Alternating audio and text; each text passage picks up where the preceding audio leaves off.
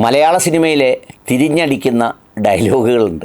ഇപ്പോൾ സാമൂഹ്യ മാധ്യമങ്ങൾ തുറന്നാൽ പല ഡയലോഗുകളും തിരിഞ്ഞടിക്കുന്നതിൻ്റെയും ചില സന്ദർഭങ്ങളിൽ പറഞ്ഞതിൻ്റെയും ഒക്കെ സംഗതികളാണ് ചർച്ച ചെയ്തുകൊണ്ടിരിക്കുന്നത്. എന്ന് പറയുമ്പോൾ അതിൻ്റെ അർത്ഥം ഇപ്പോൾ ഈ നടക്കുന്ന സംഗതികളെയൊക്കെ ഒരൊറ്റപ്പെട്ട സംഗതികളായി ഞെട്ടിത്തരിക്കുന്ന, കോരിത്തരിക്കുന്ന, വല്ലാതെ ഭീതിപ്പെടുത്തുന്ന ഒന്നായി കാണേണ്ടതില്ല.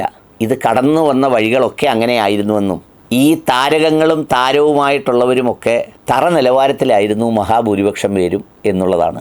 അത് പറയേണ്ടത് തന്നെയാണ്. ഹേമ കമ്മീഷൻ റിപ്പോർട്ട് വന്നതിനെ തുടർന്ന് 7-8 പേർക്കെതിരെ കേസുകളായി. 5 വർഷം 7 വർഷം ജാമ്യമില്ലാത്ത വകുപ്പ്, ബലാത്സംഗം, സ്ത്രീത്വത്തെ അപമാനിക്കൽ, ഇങ്ങനെ അടക്കമുള്ള ഒട്ടേറെ വകുപ്പുകളിട്ട് കേസെടുത്തിട്ടുണ്ട്. അതുമായി ബന്ധപ്പെട്ട് ഇപ്പോൾ സാമൂഹ്യ മാധ്യമങ്ങളിൽ കാണുന്നത് മുഴുവൻ ഈ കേസിൽ ബന്ധപ്പെട്ട കക്ഷികളുടെ ഒക്കെയും പല സിനിമകളിലെയും പല സന്ദർഭങ്ങളിലെയും ഡയലോഗുകളാണ്. സാക്ഷാൽ ഒരു ജനപ്രതിനിധിയായ ആളാണ് നമ്മുടെ കൊല്ലത്തെ മുകേഷൊക്കെ. ഈ മുകേഷ് പല സിനിമകളിലും പറഞ്ഞിട്ടുള്ള ഡയലോഗുകൾ ഇന്നിപ്പോൾ അത് ആലോചിച്ച് നോക്കുമ്പോൾ എത്ര മ്ലേച്ഛവും ക്രൂരവുമായ ഡയലോഗുകളും അത്തരം വ്യംഗ്യാർത്ഥത്തിലുള്ള ആക്ഷേപങ്ങളും കേട്ടാണ് മലയാളി കുലുങ്ങി കുലുങ്ങി ചിരിച്ചിരുന്ന് അവരുടെ സായാഹ്നങ്ങളെ വർണ്ണാഭമാക്കുന്നത് എന്നൊന്ന് ചിന്തിക്കേണ്ടതാണ്.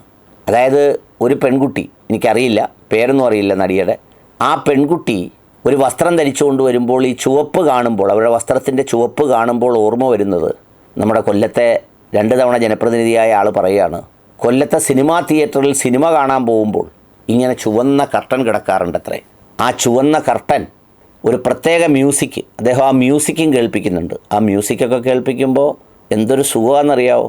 നമ്മുടെ നാട്ടിലെ 5 വിക്കറ്റിന് 365 റൺസ് എന്ന് പറയുന്ന പഴയൊരു നാടകത്തിൽ നമ്മുടെ പ്രിയപ്പെട്ട ജ്യേഷ്ഠ സഹോദരൻ ആദനാട് ശശികണ്ഠൻ പറയുന്നത് പോലെ തലമുട്ടയടിച്ചാൽ പോലും അത്രയും സുഖം കിട്ടൂല.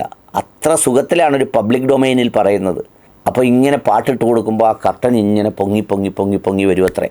ഇപ്പം ഞാൻ ആലോചിച്ച് പോയത്രേ, ഇവിടെ ഇപ്പോൾ ആ മ്യൂസിക് ഇട്ടാൽ എന്താണ് സംഭവിക്കുകയെന്ന്. അപ്പോഴത്തേക്ക് ഇരുന്നവരെല്ലാവരും കൂടെ എന്ന് പറഞ്ഞ് കൈ ഉയർത്തി ചിരിയോടെ ചിരി. ഇതുകൂടാതെ സമാനമായ ഒരുപാട് ഡയലോഗുകളുമുണ്ട്.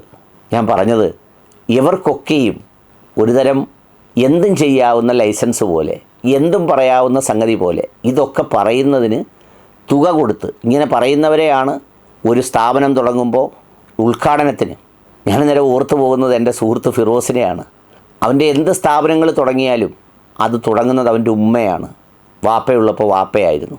ഒരിക്കൽ ഞങ്ങളിതിനെക്കുറിച്ച് സംസാരിക്കുകയും ചെയ്തപ്പോൾ അവൻ പറഞ്ഞ എത്രയോ വാസ്തവമാണ്. യഥാർത്ഥത്തിൽ ഇത് രക്ഷപ്പെടണമെന്ന് ആഗ്രഹിക്കുന്നത് ആരാ? നമ്മൾ. നമ്മുടെ ഉമ്മയുണ്ടേ ഉമ്മ, ഉപ്പയുണ്ടേ ഉപ്പ, സഹോദരങ്ങളുണ്ടെങ്കിൽ നല്ല സ്നേഹമുള്ള സഹോദരങ്ങളാണെങ്കിൽ അങ്ങനെ. അതിനപ്പുറത്ത് ഒരു ബന്ധവുമില്ലാത്ത ഇവരെപ്പോലെയുള്ള ആളുകളെയാണ് ക്ഷേത്രത്തിലെ പ്രധാന ചടങ്ങുകൾക്ക് പോലും വിളിച്ചുകൊണ്ട് വന്ന് അങ്ങോട്ട് കാശ് കൊടുത്ത് ഇതൊക്കെ ചെയ്യുന്നത്.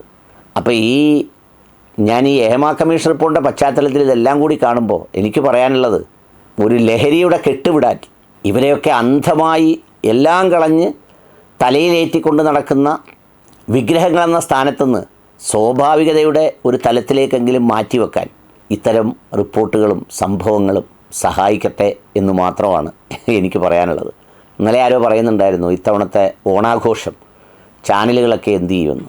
എന്ന് പറഞ്ഞാൽ മറ്റേത് രാവിലെ വെള്ളമുണ്ടെടുത്ത നമ്മുടെ മുകേഷ്, പിന്നെ അദ്ദേഹത്തിൻ്റെ ഭാര്യ, അല്ലെങ്കിൽ അങ്ങനെ ഓരോരുത്തരെയുമൊക്കെ ഒരുക്കിയിരുത്തിയാണ് ഇത് നടത്തുന്നത്. ഇനിയിപ്പോൾ ആരെ ഒരുക്കിയിരുത്തും എന്നാണ് ചോദിക്കുന്നത്. മറവി ഒരു മരുന്നാണ്, മറവി ഒരു ഔഷധവുമാണ്. ഏതായാലും മറവി ഒരു വിഷമാകാതിരിക്കട്ടെ.